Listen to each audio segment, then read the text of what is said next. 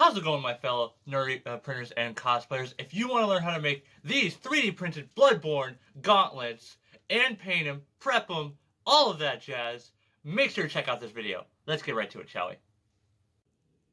Alright, so we are going to be using these files, the Bloodborne Hunter gloves, on Cults 3D by Kagnarak, I'm guessing. He's got 13 designs. These are some really nice files. So, and they're free. So again, cults3d.com. All right, let's load up Cura. All right, we are on Cura. We are going to be using some eSun Black PLA Plus, 20% infill, and for the upper plate 2, we are going to print both of them at the same time because we have 2 gauntlets.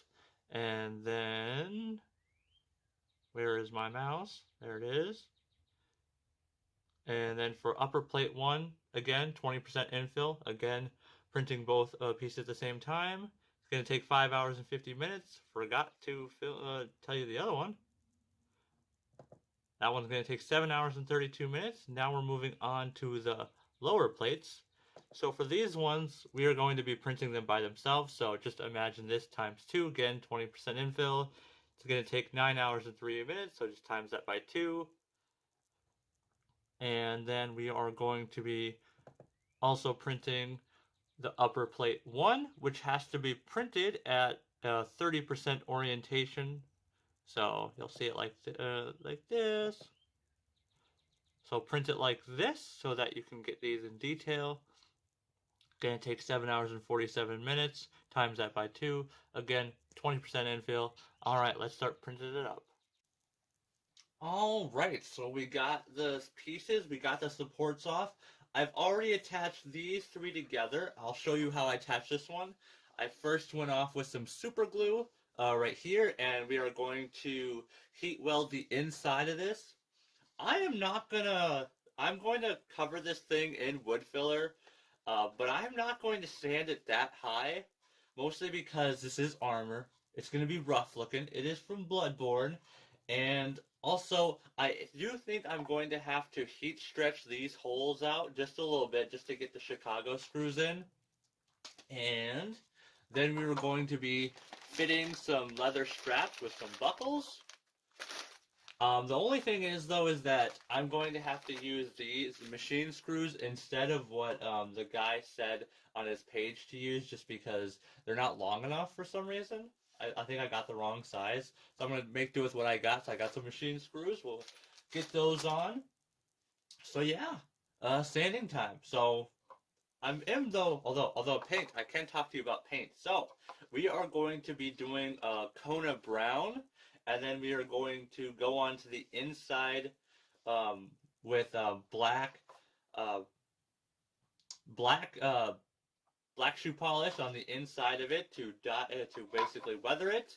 But for the top plates, we are going to be using some bronze, some metallic bronze, and then on the inside, black shoe polish and rub it off, obviously. So let's get started, shall we? Sorry for my voice. It's really early in the morning.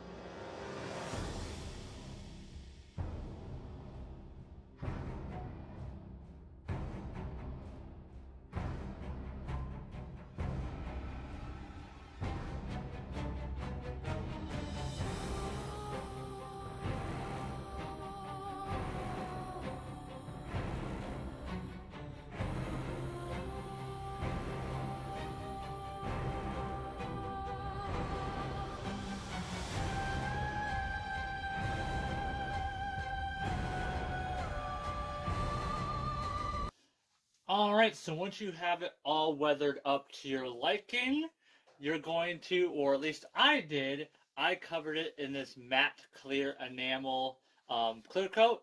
And what it did, because of how glossy this was, it matted it down, but it also gave it like the brown and the black have turned into a slight like dark red hue, which was unexpected but looks absolutely amazing.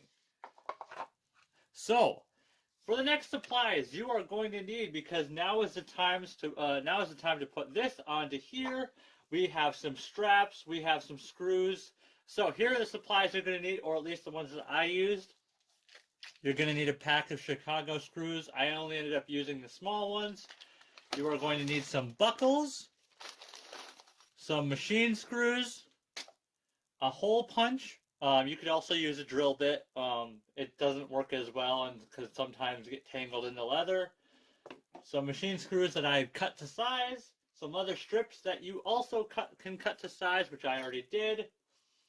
Super glue, and a screwdriver. So, I have already made one. I won't show it to you yet. I have all of these set up to the measurements that I want. Yours is subjective. You might choose different buckles. You might choose a different width leather strip. These are 3/4 leather strip. You might choose a different color for Chicago screws. You might actually find a right size screw. All that is slightly subjective. Also for the leather straps, you might need a longer one or a shorter one. So that is why it is not imperative for me to show you how I went about it. This is all personal, especially if you decide to make this yourself. I will leave all of this down in the description down below for links for the buckles, the Chicago screws, the machine screws I also got off of Amazon, the leather strips I got off of Amazon. I remember getting this a long time ago off of Amazon, so I'll try to find something similar. The super glue that you're going to want to be using for this is a Gorilla Glue gel, or any gel super glue. It adheres a lot better, especially for like thicker things. So, let's get started, shall we?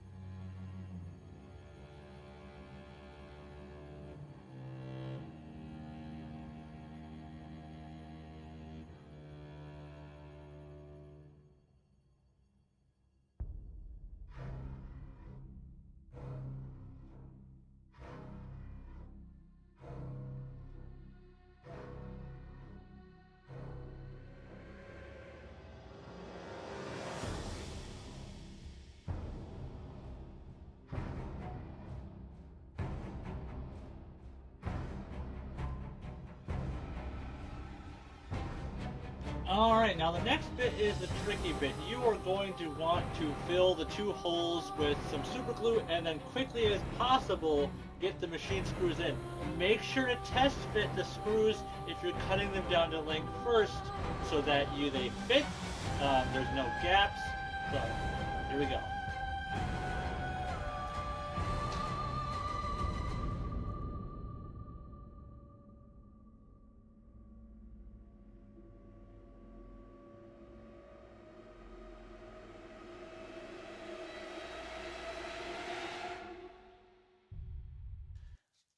Alright, so once you've got it all glued up and it is dried, you're going to have to very carefully put this on the arm that you're measuring or fitting it on. Feed the leather through the strap, and I would recommend having help. I did this by myself. You're going to want to mark at like a tight spot to punch a hole through, and I would be very careful with this. You could always do a half punch where it doesn't go completely through the leather, so that you can test to see if that would be a good place. But after that, you're pretty much done. And you can cut off any excess of the leather that you want. options are you can actually also weather the leather with some leather dye. You've got brown leather dye, black leather dye, you've got white leather dye, pretty much any color you really want to do. I'm actually just going to leave them like this because they will age while wearing them. I'll cut off some of the excess later, but these are done. I'll show you the other one because this is how I learned how to do all this. I did this one first and then I did that one, and they both turned out really well. So I am ecstatic with these, really. Make sure if you also, pertaining to the straps, I did 2 holes on each one because I am going to be wearing a coat with these. Or you can, or a shirt if you're just going to have it over the shirt instead, or if you're just going to have it on your arm. Give yourself some variety, just like a belt does to keep your pants up for sizes. Make multiple holes, although I would space them at least a quarter of an inch apart just to give the leather around it some strength, because if you put the holes too close together, they will rip, and you do not want that. But this is some pretty thick leather for its use, so it should be fine. And yeah, it is done, and it is amazing looking. They are awesome, and yes, they are rough. That was the whole purpose. So, next up, I'm going to be doing a short video of me weathering this hat that I might be wearing. I don't know if I will.